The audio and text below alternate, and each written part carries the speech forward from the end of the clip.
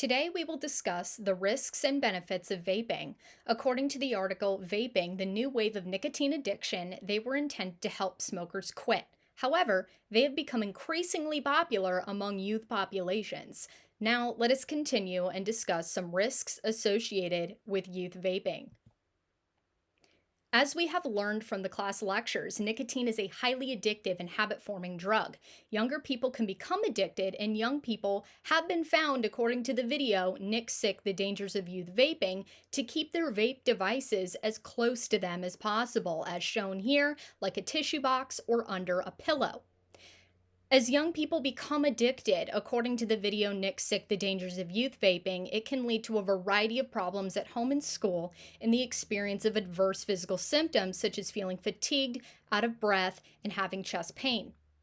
According to the article, an observational study of vaping knowledge and perceptions in a sample of U.S. adults, EVALI, vaping associated lung injury is a recognized public health problem that is on the rise. The damage done to the lungs can occur quite rapidly.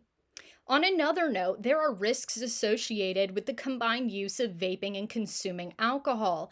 The article Addiction Related Outcomes of Nicotine and Alcohol Co-Use: New Insights Following the Rise in Vaping concluded that alcohol and nicotine strengthen each other's rewarding properties, therefore leading to an increased addiction liability for both substances.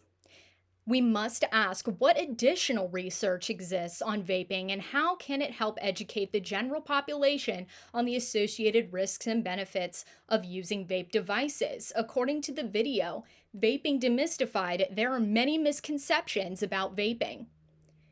In the video, Vaping Demystified, researchers in the UK conducted an experiment to show the differences in toxic substances found in vape versus combustible cigarette smoke. We learned that cigarette smoke has 6,000 plus chemicals and that vaping is perhaps a preferable substitute for cigarettes in the UK.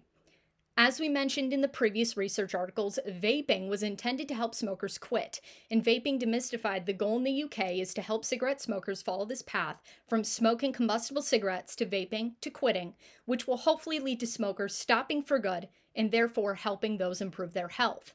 Although there's plenty of misinformation and misperceptions about vaping, there is ongoing research on these devices. Yet there is still much we need to learn about vaping's long-term effects on youth populations. According to the video Nick Sick, The Dangers of Youth Vaping, adults and youth having candid conversations about vaping may help to educate young people on vaping's damaging effects on their developing bodies and brains.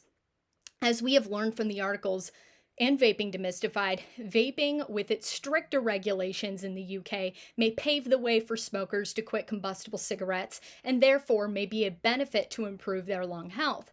As a way to prevent vaping-related risks among our youth, as suggested in the video Nick Sick, The Dangers of Youth Vaping, young people should avoid vaping altogether.